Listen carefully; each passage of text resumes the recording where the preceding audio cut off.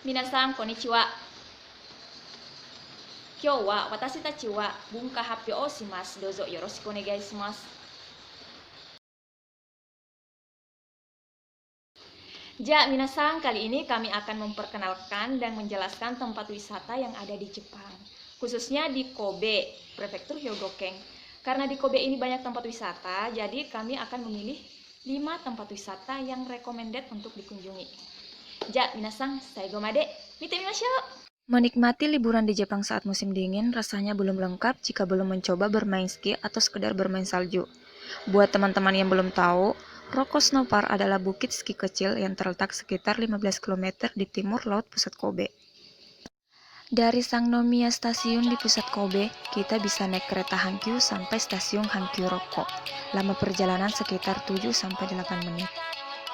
Dari stasiun Hankyu Rokko, kita kemudian naik bus nomor 16. Bisa dicek di Google Maps.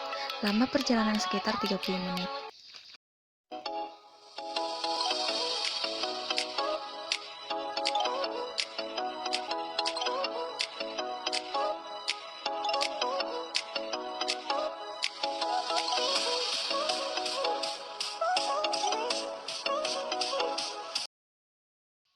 Poin plusnya di resort ini juga sudah disediakan penyewaan untuk perlengkapan ski dan lainnya.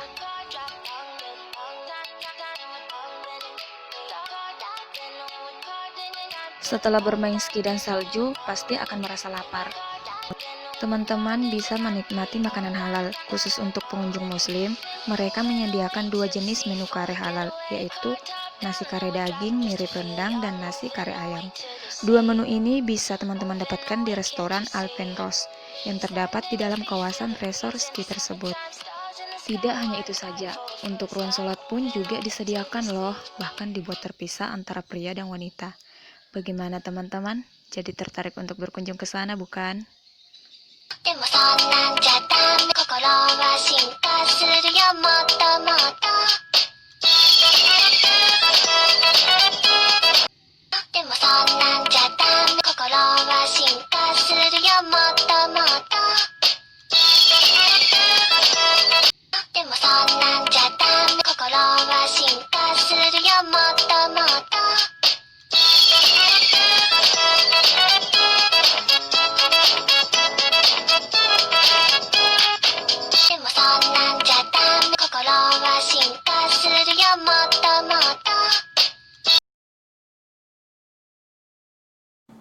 Minasan, selanjutnya saya akan menjelaskan tentang Rokko Arima Ropeway. Rokko Arima Ropeway ini adalah jalur angkat udara Jepang di Kobe, bagian Hyogo yang dioperasikan oleh Kobe City Urban Development. Lalu, Rokko Arima Ropeway ini dibuka pada tahun 1970. Jalur ini menghubungkan Gunung Rokko dan sumber air panas Arima. Rokko Arima Ropeway ini terdiri dari 2 jalur, lift udara yaitu jalur Ura Rokko dan jalur Omote Rokko. Rokko Arima Ropeway ini membutuhkan waktu sekitar 12 menit untuk melakukan perjalanan antara stasiun Rokko Sancho.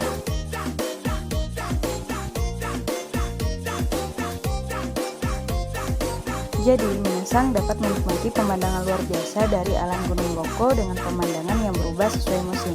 Terlebih lagi, ada atraksi yang tersebar di seluruh gunung untuk dinikmati di waktu luang kalian, seperti Rokko Alpine Botanical Gardens dan Rokko Sun Country House. Setelah kalian bersantai di onsen, kalian bisa melanjutkan naik Rokko Arima Ropeway.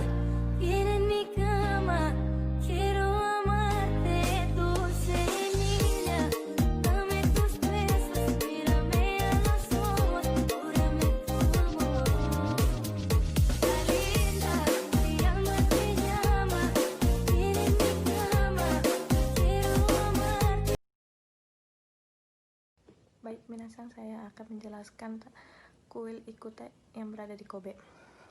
Kuil Ikute di Kobe adalah kuil berusia lebih dari 1800 tahun dan menghormati Dewi Wakahirume no Mikoto. Meskipun Kobe sangat terkait dengan arsitektur dan pelabuhan bergaya Eropa, kota ini sebenarnya dihiasi dengan banyak kuil bersejarah yang berbeda.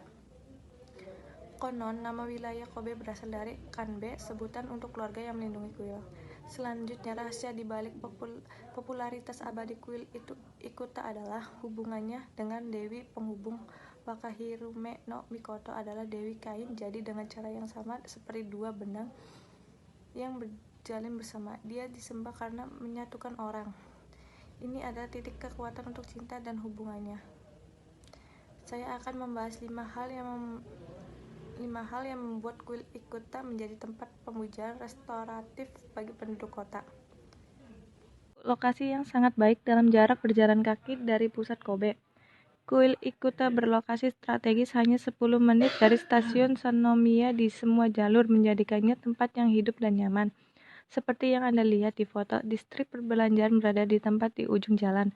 Memikirkannya dari sudut pandang sejarah, orang-orang akan berkumpul dan meletakkan akar di sekitar kuil.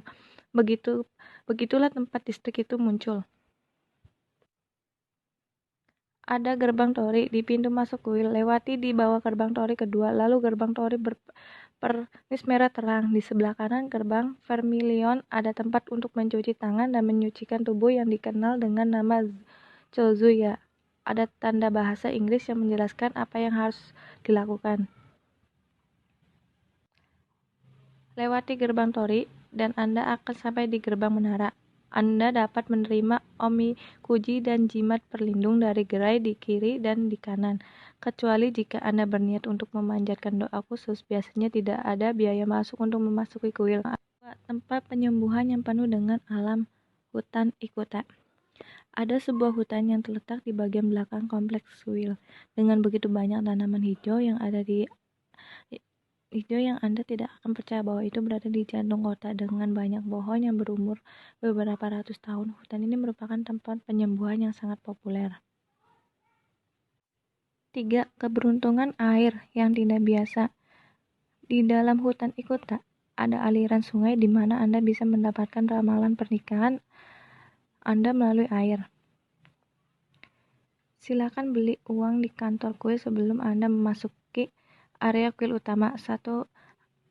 Harganya 300 yen. Basahi kertasnya dan kekayaan Anda akan muncul terbagi menjadi beberapa kategori seperti warna, keberuntungan, lokasi, tempat, dan lainnya. Keberuntungan hanya tersedia dalam bahasa Jepang tetapi cukup unik. 4. Keberuntungan bahasa asing, pesona, fotogenik, dan ema. Sementara kekayaan air hanya tersedia dalam bahasa Jepang, Anda dapat menemukan Inggris, Cina, sederhana dan tradisional, dan Korea beruntungan di gerbang menara untuk 300 yen masing-masing. Konnichiwa. Nah, sekarang saya ke bagian di daerah Kobe, yaitu namanya Nankinmachi. Nankinmachi sendiri itu tempat wisata kulinernya di daerah Kobe. Nah, kalian kalau misalkan mau wisata kulineran tentang kulineran Jepang itu bisa kesini tuh. Kalian pernah gak sih ada yang ke daerah kampung Cina yang di Bekasi? Mungkin kalau ada yang kesana tahu, dia hampir sama kayak gini. Nah, di sini itu bukan hanya sekedar kuliner, cenderamata juga ada. Kalian bisa cari, mungkin ada yang suka sama aksesorisnya daerah Kobe gitu. Nah, Nankinmachi itu adalah dari kata lain adalah orang Tionghoa. Nah, kenapa Nankinmachi?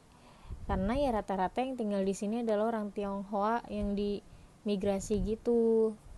Nah, dulu sempat hancur gara-gara ada gempa bumi tahun 1995, tapi udah kebangun lagi. Itu dibangunnya tuh cepet dari perkiraan.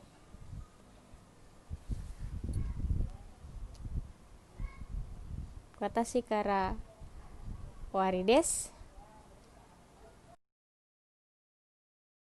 Kobe Harbourland adalah kompleks komersial yang terletak di daerah yang telah dibangun kembali dari situs pabrik tua di Kobe yang menghadap langsung ke Teluk Osaka. Tempat ini berisi perbelanjaan seperti Unmi Mosaic, ada pusat perbelanjaan paling besar di area Kobe.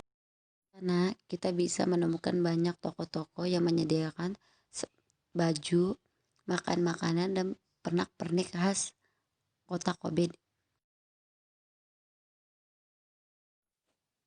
Kalau di Tokyo punya Ferris wheel di Kansai Rinkan Park, Osaka di Taman Tempozar, dan Heb Umeda, maka Kobe tidak ketinggalan. Ferris wheel setinggi 54 meter ini kita bisa memandang 360 derajat kota Kobe.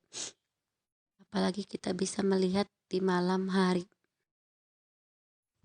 Selain itu, ada Gaslight Street. Gaslight Street adalah sebuah jalan di mana lampu bertema warni dipasang di pohon atau perkarangan bunga. Totalnya ada 100.000 buah loh. Lampu-lampu antik ini masih pakai minyak, tapi semenjak 2013 semua diganti dengan LED, tapi tidak mengurangi suasana indah dan romantis di sini. Jadi kalian wajib bawa pasangan ke sini. Watashi tachi wa bunka no happyo o owarimasu. Ijo desu. Domo arigatou gozaimasu.